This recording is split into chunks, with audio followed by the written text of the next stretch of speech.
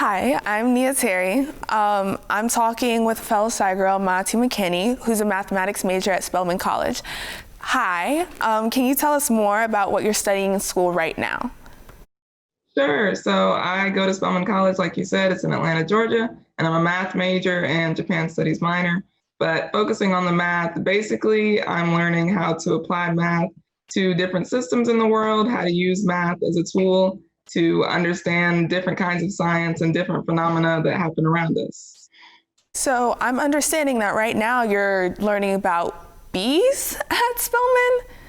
Yes, I'm actually doing a research project right now with one of my biology professors. I actually came in as a biology major, but I switched to math. But basically, I'm trying to look at how bumblebees interact with one another and trying to model their social interactions using mathematics. How do you monitor social interactions with mathematics? Like, how do you?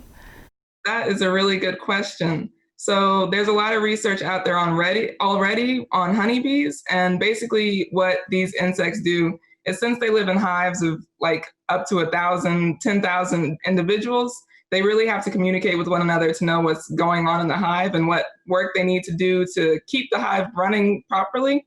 And so honeybees, they're actually able to exchange information by doing these kind of weird mouth to mouth kisses where they actually exchange pollen and honey through that.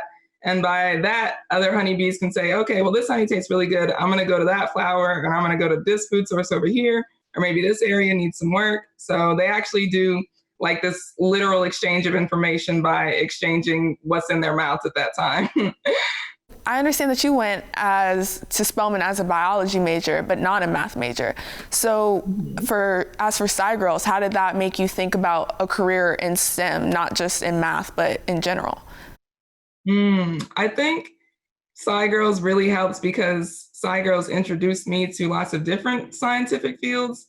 And so if I hadn't had SciGirls, originally I actually wanted to be like an electronics engineer way back when I was in SciGirls.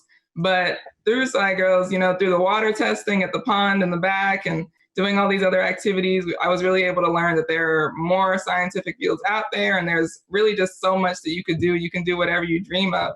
So I came in as a biology major, and knowing that there was so much out there, I knew that I didn't necessarily have to stick with one thing.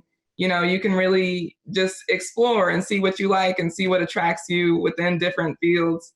And I just really liked mathematics. So I was like, okay, well, I'm just going to go to that major. And I'm really enjoying it. So I'm glad I switched, and I'm glad I knew that I didn't really have to just stay on one track. I could just explore. In your career, there have to be challenges with being, a scientist, with being an engineer, with being a mathematician. There's always challenges. What's the most challenging thing that you've had to overcome? I think the most challenging thing I've had to overcome is learning that you don't have to do everything by yourself. Specifically with mathematics, everybody struggles in math. It's just a really hard subject. And the farther you go, the harder it gets, actually. So it's really, in school, you feel like, well, if I don't understand this one thing by myself, then what's the point? Like, I need to learn to do it by myself. I need to understand it, and then I'll be fine.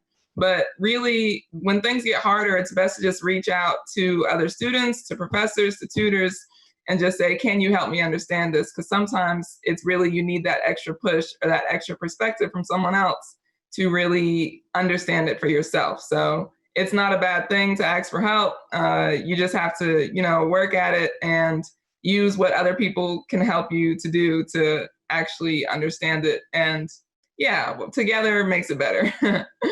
What would you say to your high school self, I guess? If like before you went to college, everybody says it changes everything. To your high school self when you were first walking in as a freshman, what would you have said to yourself? I think I would tell high school Maati not to worry so much. Don't sweat the small stuff. I had a habit of getting so worked up over the smallest assignments or the smallest grade point changes on my test. Like if I get marked off point 0.5 on a question, then I'm going crazy about it. But I think it's not that serious. I would tell myself to relax, to just take things as they come, to enjoy time in high school before you get to college because stuff gets harder. So really enjoy the time you have at home with your family, all of that. Don't worry so much. And with your degree, what is your final goal? What is your ultimate goal with your degree? I would like to continue doing applied mathematics research. So I definitely want to use the math that I have and apply it to different biological systems, like I'm doing with the honeybees. And yeah, I'd like to continue doing that. I think just working on research that can help us understand the biological world around us. Thanks for joining us.